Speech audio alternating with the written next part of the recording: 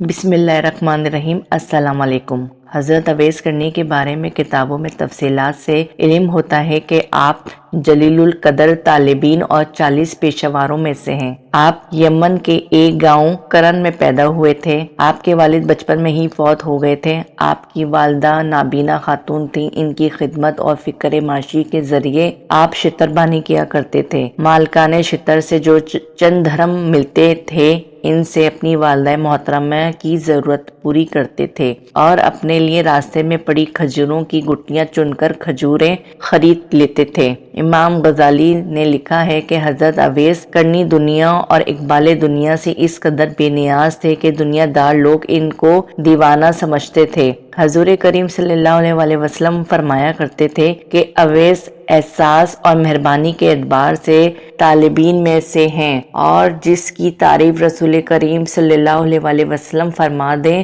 اس کی تعریف دوسرا کوئی کیا کر سکتا ہے۔ حضور کریم صلی اللہ علیہ وسلم فرمایا کرتے تھے کہ میں یمن کے جانب سے رحمت کی ہوائیں آتی ہوئی محسوس کرتا ہوں۔ ایک دن صحابہ نے حضور کریم صلی اللہ علیہ وسلم سے پوچھا، جس کے لیے آپ تڑپتے ہیں، جس کی ٹھنڈی ہوائیں آپ کو آ رہی ہیں، وہ آپ کا بڑا پیار کرنے والا ہے؟ آپ نے فرمایا، ہاں، میرے سے بڑی محبت کرتا ہے۔ تو یمن دور تو نہیں ہے؟ آپ سے کیوں نہیں ملنے آ رہا؟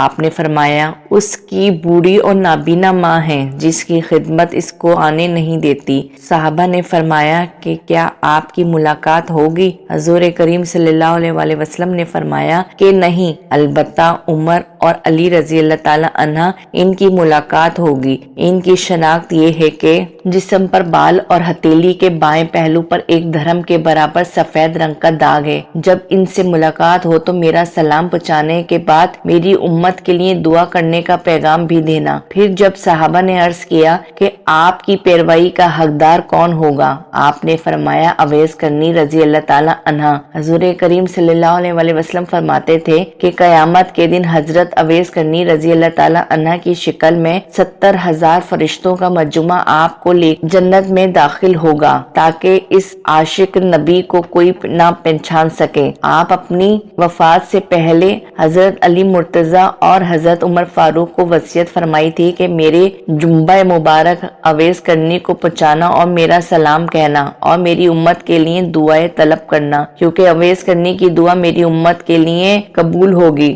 جب آپ لوگ یمن میں جائیں گے تو اویس کو شتربانی کے درمیان بیٹھا پاؤ گے۔ حضور کریم صلی اللہ علیہ وسلم کی وفات کے بعد حضرت عمر رضی اللہ تعالی عنہ اور حضرت علی رضی اللہ تعالی عنہ قبیلہ کرن میں گئے اور وہاں لوگوں سے پوچھا کہ آپ لوگوں میں کوئی شخص جس کا نام اویس کرنی ہے؟ لوگوں نے بتایا کہ ایک دیوانہ آدمی لوگوں سے علیحدہ بیٹھا رہتا ہے اور وادی اران میں شکربانی کرتا ہے۔ دونوں صحابہ کرام وہاں گئے تو وہاں دیکھا کہ آپ نماز میں مشغول ہیں اور آپ کے اونٹوں کی دیکھ بھال فرشتے کر رہے ہیں۔ آپ نے سجدے سے سر اٹھا کے نماز مکمل کی اور صحابہ نے حضور صلی اللہ علیہ وسلم کا سلام پیش کیا۔ حضرت عمر رضی اللہ تعالی عنہ، حضرت علی رضی اللہ تعالی عنہ دونوں حضرت اویس کرنی کے سامنے بیٹھ گئے۔ حضور کا جنبہ مبارک اویس کرنی کی خدمت میں پیش کیا۔ حضرت محمد صلی اللہ علیہ وسلم کی امت کے لیے دعائے مغفرت طلب کی۔ حضرت اویس کرنی نے جنبہ مبارک اٹھایا اور اللہ تعالیٰ سے دعا کی کہ اے میرے رب، میں تیرے محبوب کا جنبہ مبارک اس وقت تک نہیں پہنوں گا جب تک میری امت محمد دین بخش نہ جائے۔ تیرے محبوب نے یہ کام میرے ذمہ لگا دیا ہے۔ غیب سے آواز آئی، ہم نے تیری سفارش پر کچھ افرادوں کی مغفرت کر دی ہے۔ بشارت پا کر سجدے سے سر اٹھایا اور جنبہ مبارک پہنا۔ حضرت عمر نے جب وصیت کے لیے فرمایا تو آپ نے کہا، اے